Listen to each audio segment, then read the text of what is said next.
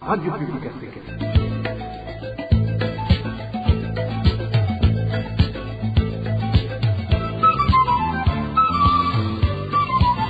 Radio Publique Africaine.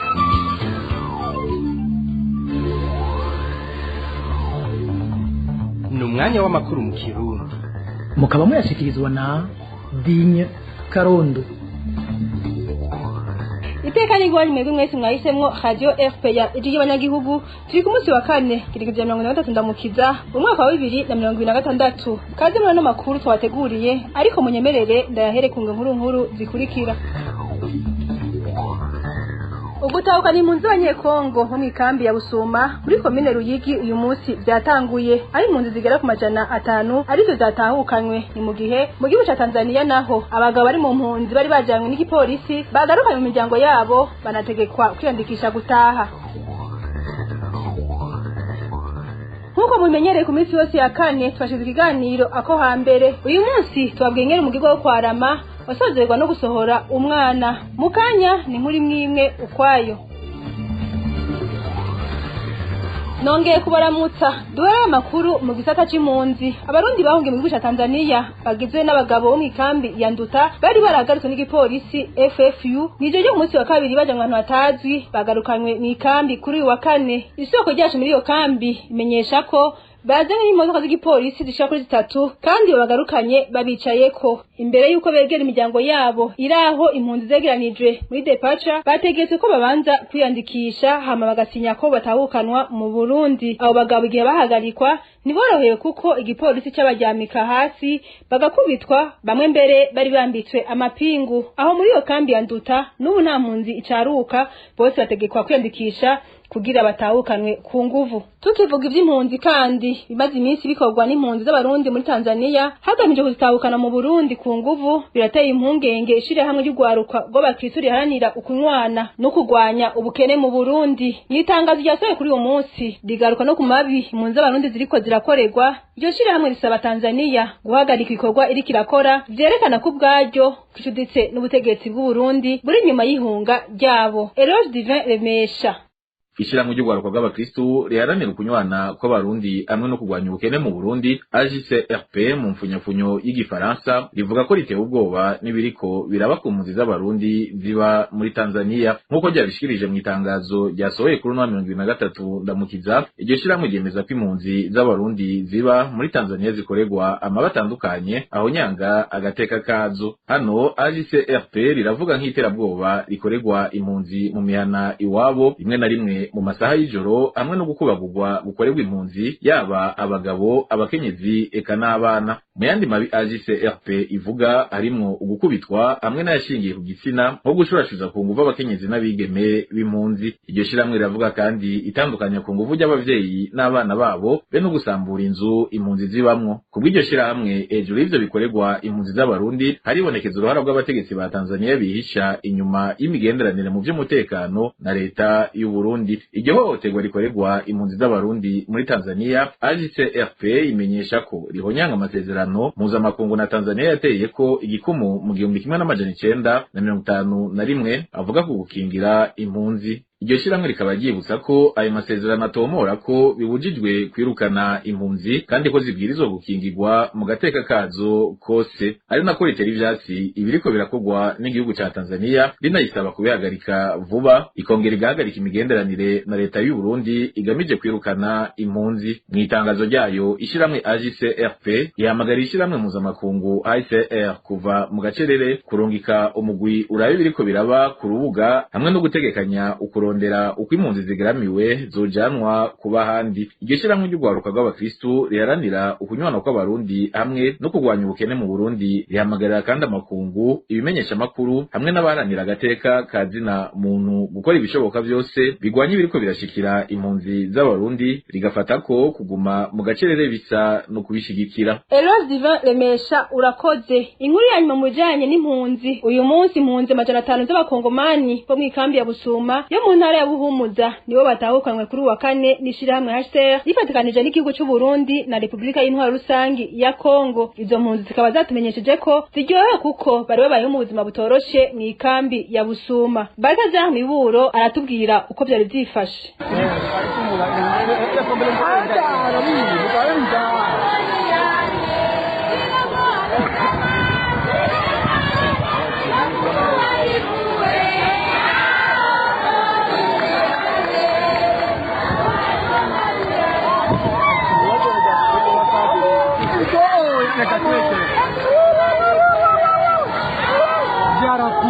aho hari igihe cy'isaha zine zo k'uyu wa kane ku mutaga, aho impunzi z'abakongomani bari mu munezero igihe zari zihagurutse zivuye mu kambi ya Busuma zitahukanwe iwabo mu gihugu giharanira intwaro rusangi. Ibisi 200 zuzuye nizo zari zitonze umurongo, inyuma naho hari amakamyo apakiye imizigo yabo.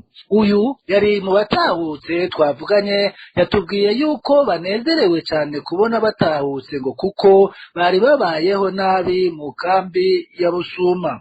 Tunafurahia sana kurudishwa kwetu na UNHCR na guverinoma Burundi. Turanezezwe no gusubira iwacu bikozwe na HCR na leta y'u Burundi. Twabaye muri ikambi mu ngorane, ingwara n'impfu byari byinshi.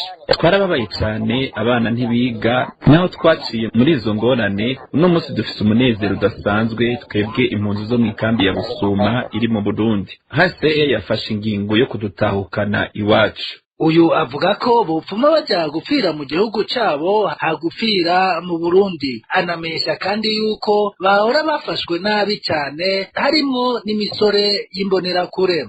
Yani kwa saizi jua ni kwenda forest tufikie kwetu na Reka duhunguke tuzopfira iwacu kuko nta sida hamba. Nukuri mu Burundi badufashe nabi cyane. Umuntu yaragwara bakamuha paracetamol gusa. Washaka kugira aho uja, wakoze urugendo, imbonerakure zikaba zagucakiye zikakugarukana mu ikambi. Imbere yo guhunguka, impunzi imwe bakaba bayihaye amafaranga 80,000 mu mafaranga y'amarundi, ayandi nayo asigaye bakazoyahabwa bashikamwe mu gihugu ca Kongo. Mu ndwi izokurikira bakazotangura gutahukana impunzi zishika 1,000. Bakaja Miburo. Tumira amategato mukanya amakuru yacu arabandanya.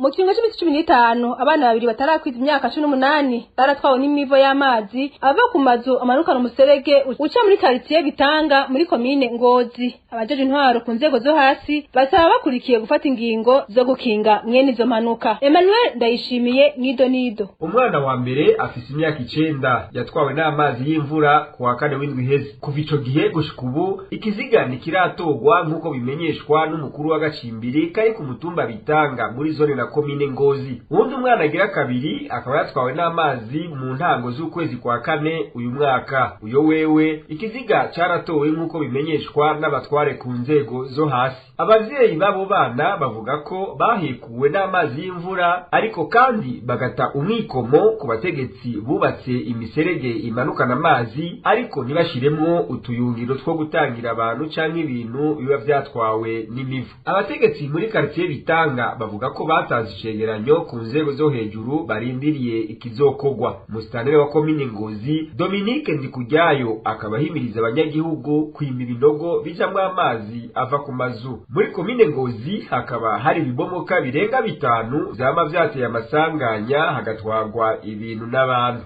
Emmanuel Ndayishimiye nawe urakoze. Ubushikiranganje bw'abakozi n'akazi bukuye kuva mu gacerere bugatora umuti ku matati ari hagati y'abakozi bo ku bitaro CNPK bahurikiye mu masendika ya Sinapa na CNTS hamwe n'umukoresha wabo. Rero nibize aho zarongo sendika y'abakozi STEB abivuze mu gihe abakozi kuri ivyo bitaro batangiye guhagarika akazi kuva mu ndwi iheze. Abagwayi bituje bitaro akaba ari bo bariko bagwa mu mporero. Tumukurikire. Iyo ibiganiro byanse hanyuma bagategerezwa guhagarika akazi, ego nivyo hariho ibipfa kuko kwihangana kw'abakozi kurafise aho kugera. Urumva abaheza bahora bitura ico kigo baraheza bakabura ivyo bategerezwa kuronka muri ico kigo. Umwimbu ico kigo cahora cinjiza, umwimbu uraheza ugakoroka.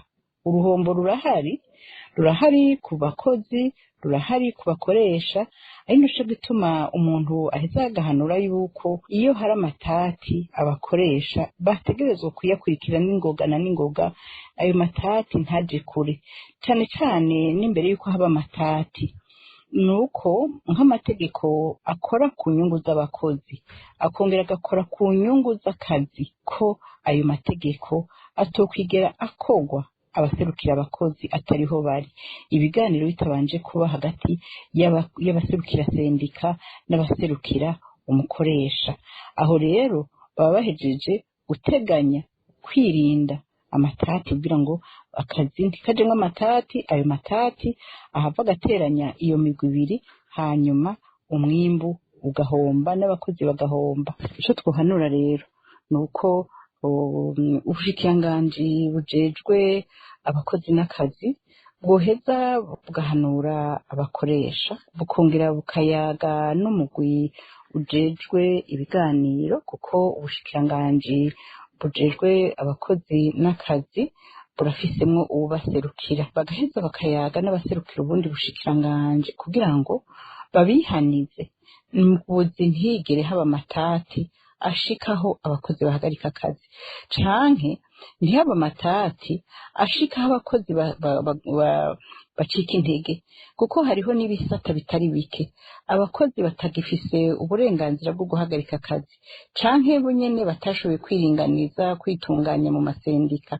Kubiteganya naho bahiye amategeko meza ntihabura amatati ava kuri ku myifato y'abantu cari ku kintu. Iryo hagarikwa ry'akazi abo bakozi bamenyesha ko barikoze kuko bakatwa amakori adasiguritse, mbere bakaba baraye batangaje ko bataziryari bazosubira ku mirimo. Umukoresha wabo we avuga ko ivyo akora biri mu mategeko yanditse.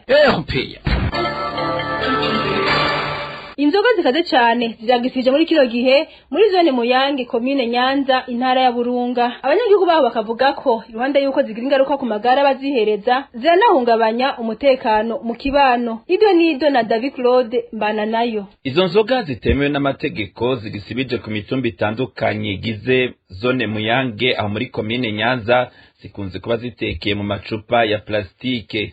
Abakunze guhurumbira ivyo binyobwa ni cane cane urwaruka, aho bazivanga n'ibindi biyayuramutwe nk'uko amasoko yacu aho muri zone Muyange avyigana. Hanini izo nzoga zinywa abantu b'abasoresore, ego ntanywa n'abagabo, ariko izo nzoga hariyo bita safari, fike, hakabamwo n'ubundi buyoga nyene bwo mu bifasha bazanye bita kapitene. Ziragisibije gose, hashamwo iryo tabi bita shisha n'agashikata. Izo nzoga ubu zidandazwa mu mabutike atandukanye muri zone Muyange, zirabangamiye amagara y'abazihereza, eka mbere zituma haduka n'umutekano muke mu kibano, uko amasoko yacu abandanya bishikiriza. Ibyo bintu babivanganye n'inzoga usanga arabatazi gusa n'ubwita bakwica ugiye kubikamwo uyihereje ntaka ashwane n'umuntu canke ntatahe n'umuhira. Ingorane.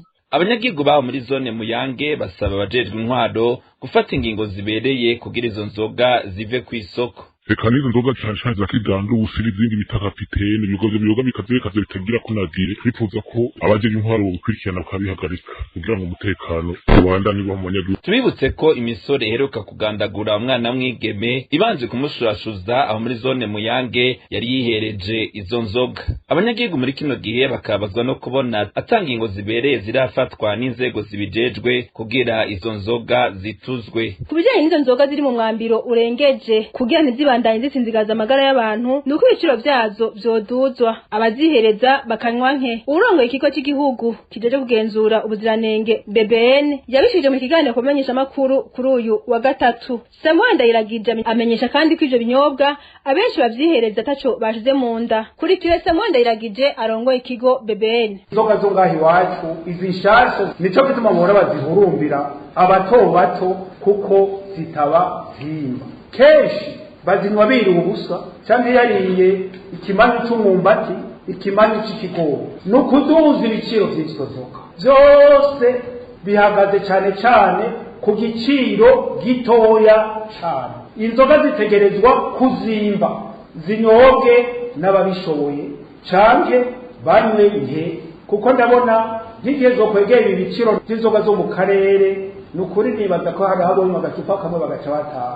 imaze kuba 2,300 yoreka kwiyongera kuduza ibiciro by'izo nzoga. Ivyo nazo si BBN murabizi ntavyo ibiciro turi. Uyu ni wa mwanya hari ikiganiro ako hambere. Mu kiganiro ako hambere cuno munsi tubashirize igice cya kabiri kibijanye n'umugigwa wo kwaramira umuvyeyi yibarutse. Ariko uyu munsi tukababwira ingene umugigwa wo kwarama wasozegwa no gusohora umwana. Innocent Valentin Sigira nkabo n'umutumire wiwe Marie Louise Sibazuri bagomba batubwire kandi ingene aho hambere yahise umwana yavutse bamusohora n'imigigwa vyajana.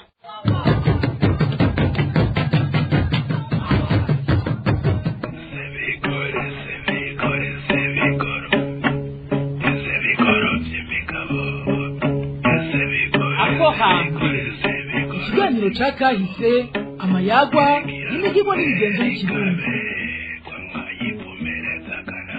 Ako hambere mugishikirizwa n'abamenyesha makuru ba RPA n'imisi yose ya kane. Inshuti bagenzi muri ko muratwumviriza ndabaramukije nongera ndabaha ikaze mu kiganiro ko hambere cyo kuri uyu wa kane igenekerezo rya 2023 ndamukiza 2026. Mu kiganiro twabashikirije mu ndwi heze twarababwiye ingene aho hambere hahise umuvyeyi yibarutse habaho umuntu yamuba hafi yamufasha utuntu twose gushika uyo muvyeyi umubiri wiwe usubire kuremerana, ivyo bita kwaramira uwibarutse. Uyu munsi rero tugomba tubandanye tubabwira yuko ikiringo cyo kwaramira umuvyeyi yibarutse gisozegwa n'umugigwa wo gusohora umwana. Mbega umwana bamusohora ryari? Umunsi mukuru wo gusohora umwana wategurwa nande? Umushitsi mu muryango bamwereka Burundi gute? Umuco wo gusohora umwana woba ugikogwa nka kera canke waratitutse? Inyishu z'ivyo bibazo ni mukanya aho tugomba tuvyishure twifashishije umutumire wacu mu kurambere umwanditsi w'ivyese Marie Louise Sibazuri. Kuri mikro muri kumwe nanje Innocent Valentin Sigira nkabo. Kaze.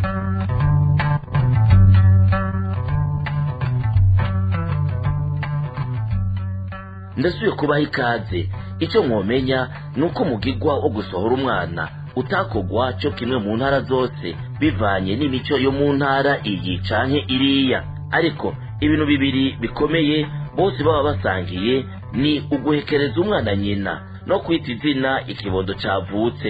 Aha umukurambere Marie Louise Sibazuri atangura tubwira ko umwana bamusohora iyo yaragaje uruzogi kandi bivanye n'amagara ya nyina wiwe. Kwarama vyarangizwa n'umugigwa wo gusohora umwana.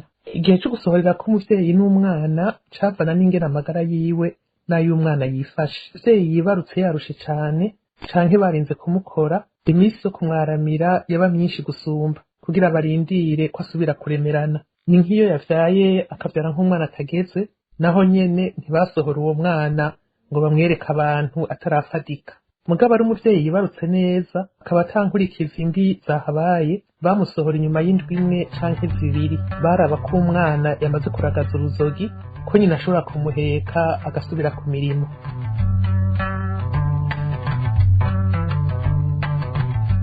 Aho hambere hahise iyo umwana yavutse hagati y'abubakanye ryari iteka ridasanzwe mu muryango kuko ari bazima bose, ikaba ari naco gituma hakorwa umunsi mukuru udasanzwe.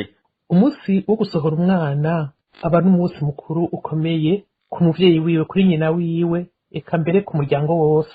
Nico gituma abaryango, inshuti, ababanyi n'abagenzi bose baritaba urwo rubanza rwo gukeza umuvyeyi no kwakira ku mugaragaro uwo mwana. Ni umunsi abantu bakoranira hamwe bagafungura, bakanywa, bagatamba, bagatarika, berekana urwezi bafise ko umuvyeyi yashikanye ubuhema kandi nawe nyene ntahasiga agatwe.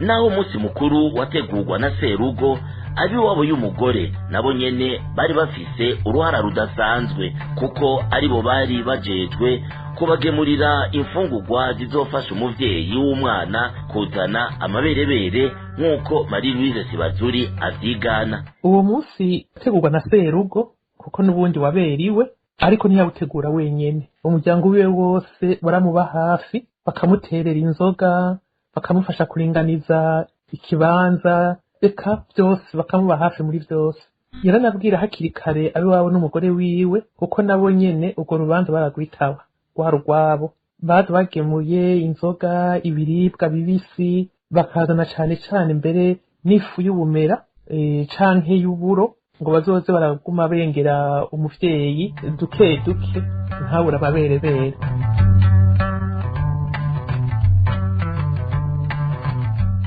Marie Louise Sibazuri naho ari umwanditsi w'ivyese ni umuvyeyi yavyaraheka mbega iwabo mu kibano babigenza gute?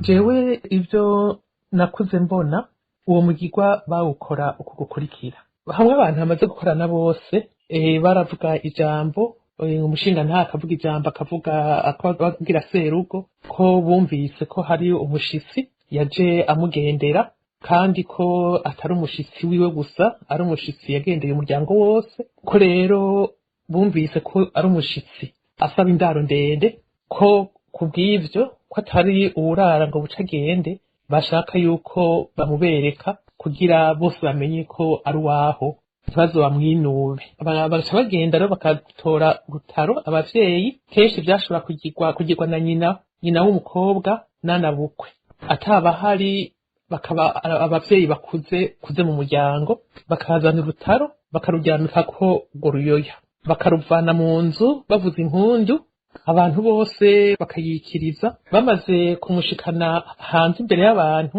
mw'ishengero bagaca bagenda abana batoyi bakagenda bakazana ari ivyatsi amashugwe bita ngo n'urweyo bakaza bagashira iruhande y'umwana ku Rutaro abavyeyi bakabazanira inkoko iriko imbuto zivanze amasaka ibiharage ibigori umwe wese agatora dukeyi ashira iruhande y'umwana ku Rutaro kugira bamwipfurize umugwiza azagwiza ibintu azarime yimbure azomenye imiti y'ishamba aze yoroherwe azo umuntu muzima bagaca bavyina babaza urumva rero nico gituma baca bavyina bafise n'urwo Rutaro bagenda baca imbere y'abantu b'abagabo bari ngaho baza ati se w'umwana ari hehe mpera nkwereka umwana ati mpera nkwereka umwana nawe umwereka umuryango umwemera izuba ryaka bakagenda bagatembereza urwo Rutaro ruri ku uwo mwana bavyina abandi bamushirako umugwiza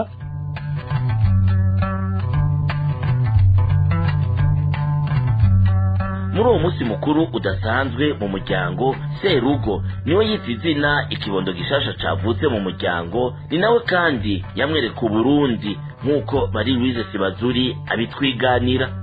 Hanyuma se w'umwana agahaguruka agatwura umwana ku Rutaro akamushira hejuru akamwereka abantu bose bari ngaho impundu zigasamirana impundu zikavuga hanyuma agaca akamwita izina kanarengana nko kw'irembo bandi bamuherekeje akamwereka ati hariya kuriya mutumba n'ahitwa gutya hariya hari uruzi runaka ntuzogukange uzorujabuka hariya akamwereka akarere hanyuma agaca amugarukana akamusubiza abavyeyi abo nabo bagaca batora impeso bakamugera mu mugongo kwa se vyerekana yuko abavyeyi bose ko ari babiri ari magiranire ko bose bafashanya mw'irera ry'umwana naho uko kumugera siwe atazogenda amuhetse mu mugongo mugabo baramumuhekereza kugira berekane yuko nawe afise uruhara mu kuzorera uwo mwana bagasha bamukura mu mugongo wa se wiwe atari umwana mukuru ari umwana akurikiye uri imbere yiwe bakamugera mu mugongo uwo akurikiye umuntu ntiyavyaye ntahekana uko ukurikiwe ashobora guheka uwumukurikiye baramugerera ko gusa ari mutoyi yari nk'uguherekana gutyo gusa ariko ntibaca bamumuhekereza nyine vy'ukuri uko hari igihe wasanga ari bato begeranye atomushobora.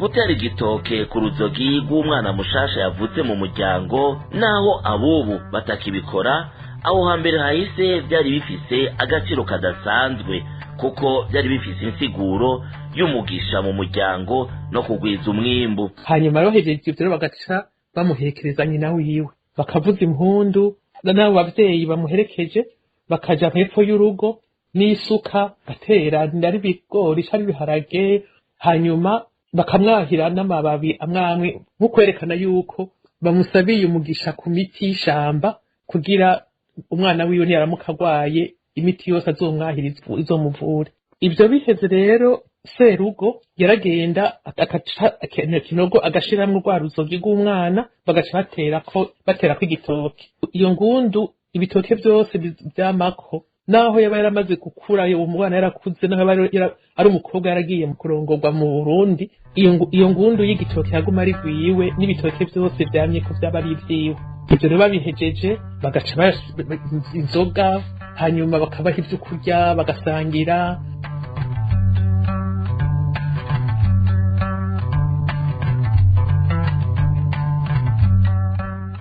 Iterambere ryagiye riraza uko imyaka yagiye irahera.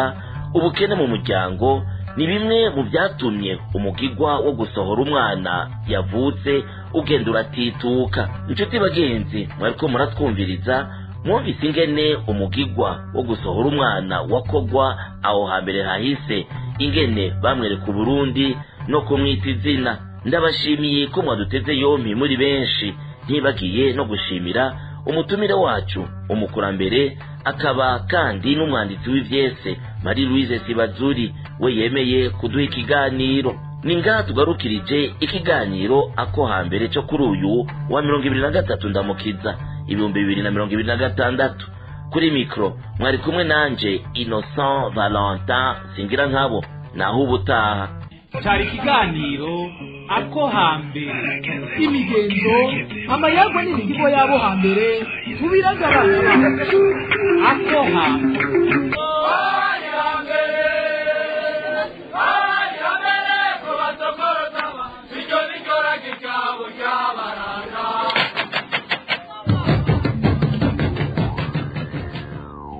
urakoze na wewe Innocent Valentin Singira nkabo kwisho kiganiro uhejeje kudushikiriza.